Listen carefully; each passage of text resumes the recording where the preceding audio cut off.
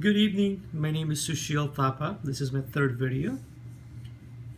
Today, I will be talking about the neo-evolution. I was so excited to listen to the great speech of Harvey Feinberg about are we ready for neo-evolution? I never thought or I was never aware of this terminology before. I was impressed with his speech, and the speech definitely helped me to think about the future of living beings as well. Before I proceed to the definition of neo-evolution, I would like to define the meaning of evolution. Harvey Feinberg defines evolution as a process of passing on the genome to a next generation or adapting and securing through generation after generation.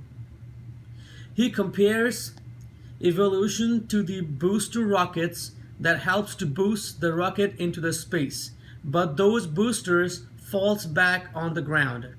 He adds more on evolution by saying evolution does not necessarily favors the longest live or the biggest or the strongest or not even the fastest. I honestly never thought evolution to this level, or I say I never cared about it.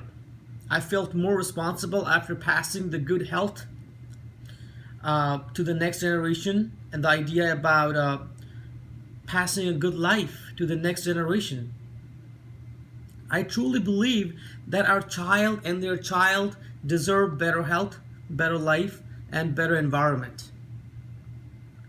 New evolution is not the natural evolution or the traditional evolution. It is more guided and chosen by us in the choices we make, says Harvey Feinberg. I was born and raised in Nepal, and there are several groups of people that would like to have at least one son in their family, or at least one son or one daughter in their family. New evolution is simply refers on making the possibilities for the genetic changes. It is also refers the possibilities to cure diabetes, minimizing the risk of cancers, stroke. Recently, China had changed its one-child policy and changed it to two-child from the beginning of this year. Wouldn't it be so nice if they can choose to have one boy and one girl instead of two boys or two girls?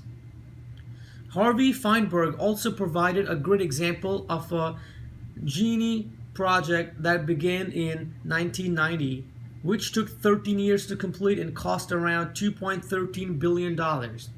Now, the similar type of project can be done in 3 months with the cost of $20 million. Is not that something that become possible due to the modern technology? Of course, there is no doubt.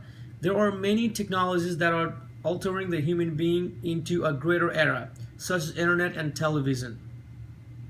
People can access information from any part of the world. Many people are being saved from dangerous diseases that did not have cure in the past years, such as polio, malaria, tuberculosis, chickenpox, etc. How the world overcome from the Ebola? Of course, because people were aware of that disease and they have ideas to prevent from those diseases as well. Information was shared over the internet, over the television, over the FM radio. So of course it was possible because of the technology. However, there are several drawbacks of neo-evolution as well. The world is concerned about the climate change that is happening right now, right here. Let's think about a moment about how the technology become possible and advanced. We can reach our destination by driving or flying in a very short period of time. How are those technology become possible? The answer is energy. According to an article I found over the internet is titled Time for Change. It says more than 80% of the worldwide energy demand is currently supplied by the fossil fuels, coal, oil, or gas.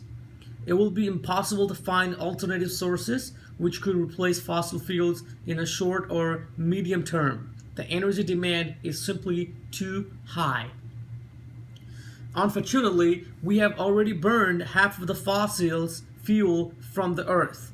Now we are left with the other half. How long can we go with the remaining half of the fossil fuel?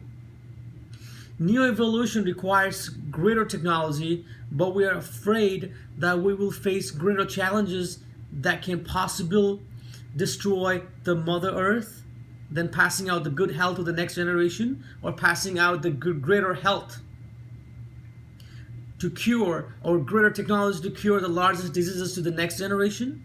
Are we willing to risk our only home for these future possibilities?